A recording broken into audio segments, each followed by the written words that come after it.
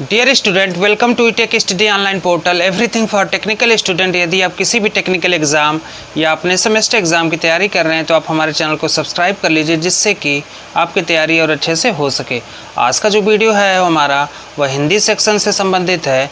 Hindi section का जो last video था वह अलंकार से संबंधित था। उसमें शब्दालंकार, अर्थालंकार और दोनों के प्रकार देखे गए थे और कुछ महत्वपूर्ण एग्जाम्पल देखा गया था।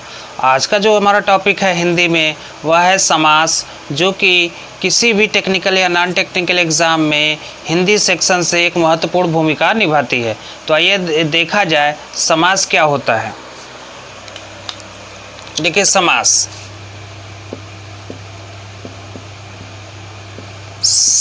को अगर हम समझें तो समास को बोला जाए तो समास एक संक्षिप्त रूप होता है। समास का अर्थ होता है संक्षिप्त रूप, संक्षिप्त रूप।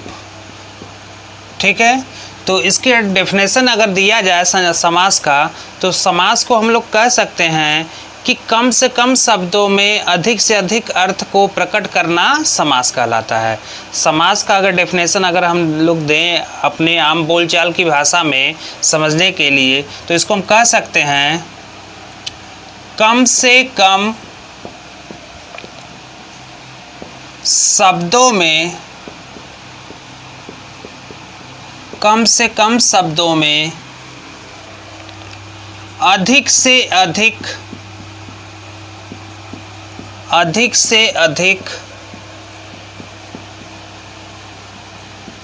अर्थ को प्रकट करना,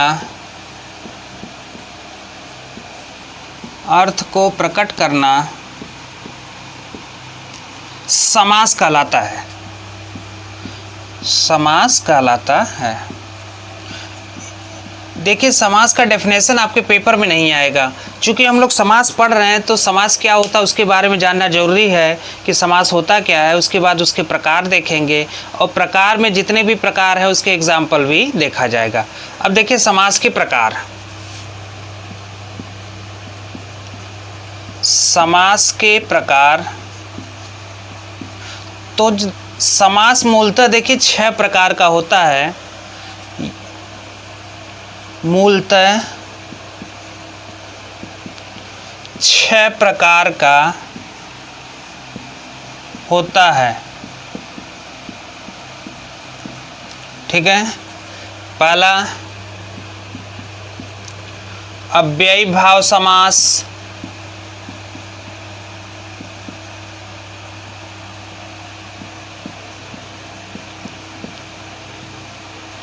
दूसरा तत्पुरुष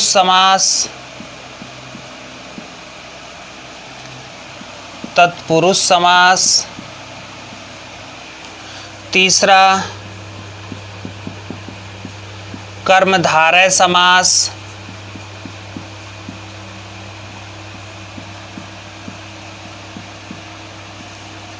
चौथा द्विगु समास,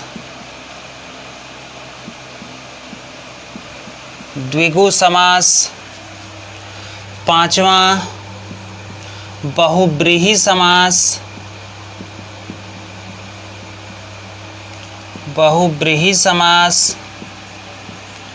और लास्ट है द्वंद्व समास।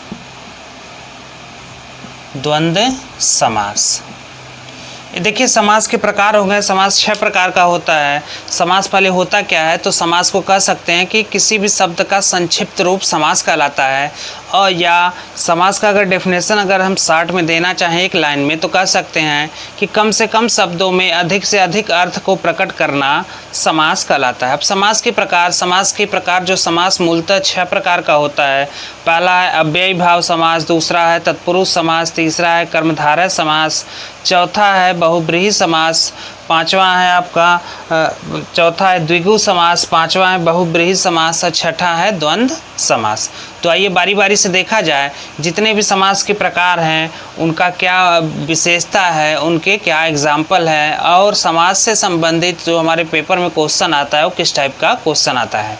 तो आइए देखा जाए। इसका स्क्रीनशॉट लेना चाहें तो आप ले सकते हैं।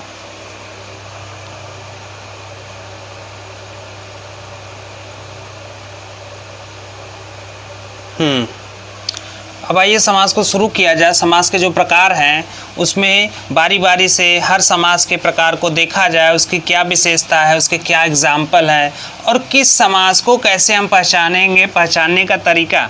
हमारे जो पेपर में क्वेश्चन आता है वो डायरेक्ट हमारे एग्जाम्पल दे देगा और पूछ देगा कि किस प्रकार का समास है, या कोई 4 एग्जाम्पल दे दिया, हमसे पूछ दिया कि अव्ययी भाव समास या किसी भी स्पेसिफिक समास के निम्न में से कौन से उदाहरण हैं आप बताइए।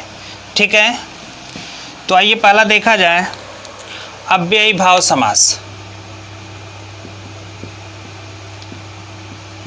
अव्ययी भाव समास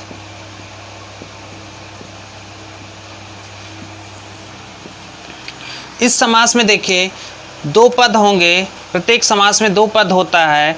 अब जो पहला पद होता है वो छोटा होता है, जिसका मान छोटा होता है, दूसरा पद जो होता है वह बड़ा होता है।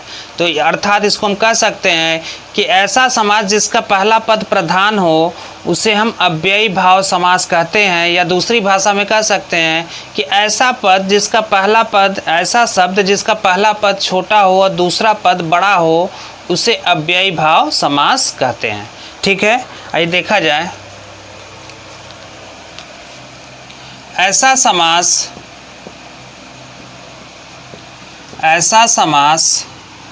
जिसका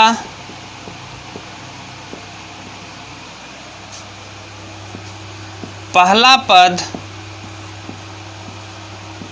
छोटा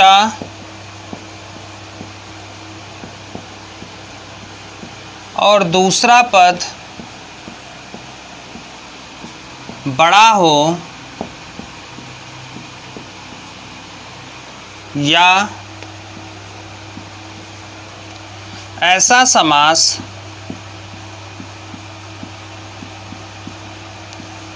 जिसका पहला पद प्रधान हो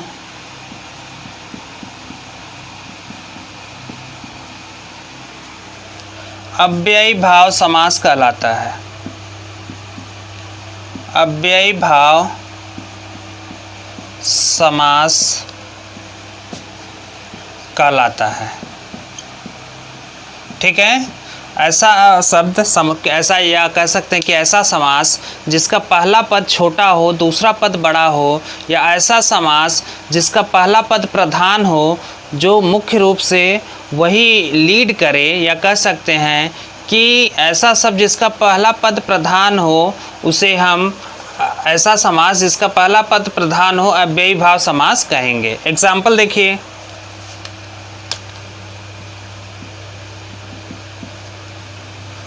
अनुकूल,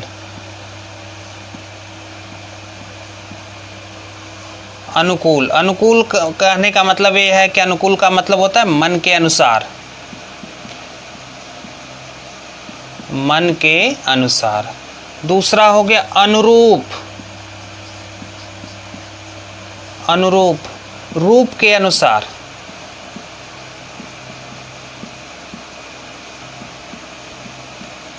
रूप के अनुसार। तो यहाँ पे देखिए पहला पद हमारा अनुकूल में पहला पद अनु है, और अनुरूप में दूसरा पद हमारा पहला पद क्या है, अनुरूप है। ठीक है, तो यहाँ पे देखिए अनुकूल में अनु का मतलब है कि अनु का मतलब ये है कि अनुसार। ठीक है, अनुसार। तो यहाँ पे देखिए किसके अनुसार, कुल यानी मन के अनुसार। अनुकूल, कोई चीज़ अनुकूल कहने का मतलब ये है कि हमारी इच्छा के अनुसार, या हमारे कह सकते हैं कि भाव के अनुसार हो, अनुकूल मन के अनुसार। तो अनु जो है यहाँ पर यह पहला पद प्रधान है जो अनुसार को बता रहा है, यानी हम उसकी विशेषता को बता रहा है कि हमारे अनुसार ये ठीक है। अब अनुरूप, अनुरूप कहने का मतलब है कि रूप के अनुसार। कोई चीज़ रूप के अनुसार है उसे अनुरूप कहेंगे। तो दोनों पदों में आप देख सकते हैं कि जो पहला पद है वह छोटा है, दूसरा पद है बड़ा है। अनुकूल, कुल का मतलब बड़ा है। ठीक है, कुल का अगर हम यहाँ पे देखें, मान देखा जाए तो कुल की तुलना में अनु क्या है, छोटा है, और कुल क्या है, बड़ा है। ठीक है, अनु शब्द का मतलब जो है वह छोटा है और कुल शब्द का मतलब क्या है, बड़ा है। यहाँ भी अनु शब्द का मतलब छोटा है, रूप का अर्थ है बड़ा है। तो ऐसा समास जिसका पहला पद छोटा हो दूसरा पद बड़ा हो, या कह सकते हैं कि ऐसा समास जिसका पहला पद प्रधान हो, उसे हम अव्ययी भाव समास कहेंगे। ठीक है, स्क्रीनशॉट ले लीजिए, फिर अगला समास बताया जाए।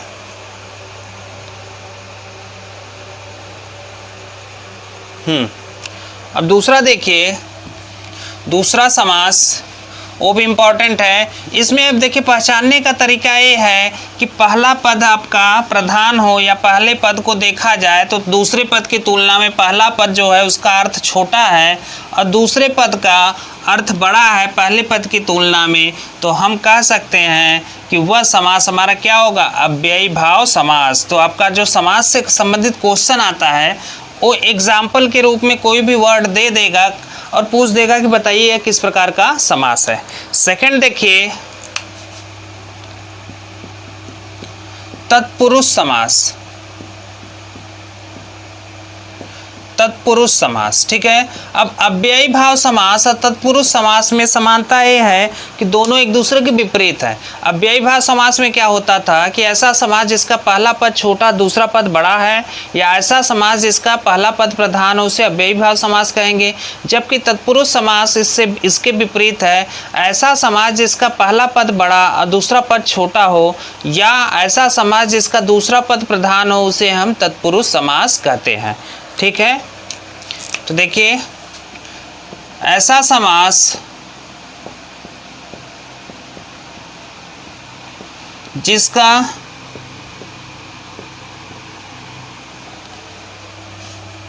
दूसरा पद प्रधान हो या ऐसा शब्द जिसका पहला पद बड़ा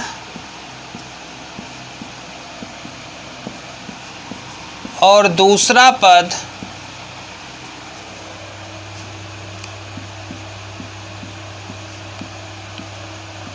छोटा हो,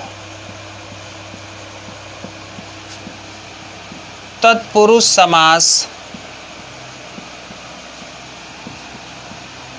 कहलाता है। ठीक है, तत्पुरुष समास कहलाता है। देखिए इसके पहले क्या था, अव्ययी भाव समास। तो अव्ययी भाव समास तत्पुरुष समास के विपरीत है। तो तत्पुरुष समास में देखिए ऐसा समास जिसका दूसरा पद प्रधान हो या ऐसा शब्द जिसका पहला पद बड़ा हो और दूसरा पद छोटा हो। जबकि अव्ययी भाव समास में क्या होता था, ऐसा शब्द या ऐसा समास जिसका पहला पद छोटा और दूसरा पद बड़ा हो। एग्जाम्पल देखिए,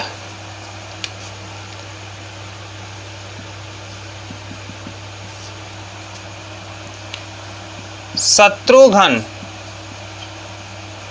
ठीक है, कठफोड़वा।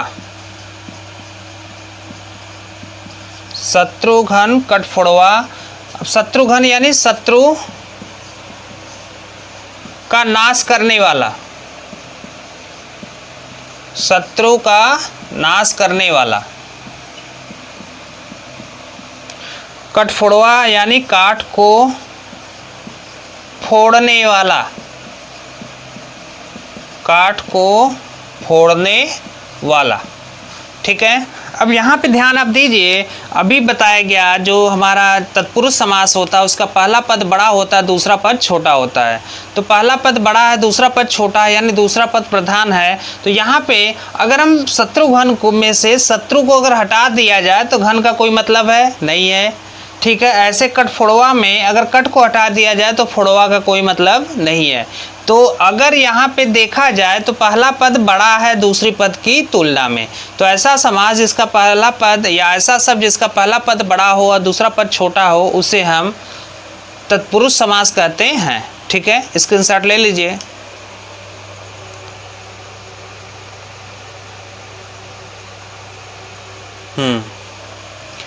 तो आज का वीडियो यहीं समाप्त करते हैं। समास के जो नेक्स्ट टाइप हैं, जो बाकी प्रकार हैं, उसको नेक्स्ट वीडियो में कंसीडर किया जाएगा, बताया जाएगा। उम्मीद है कि आपको वीडियो पसंद आई होगी। हमारे वीडियो को लाइक करें, हमारे चैनल को सब्सक्राइब करें और शेयर करना ना भूलें।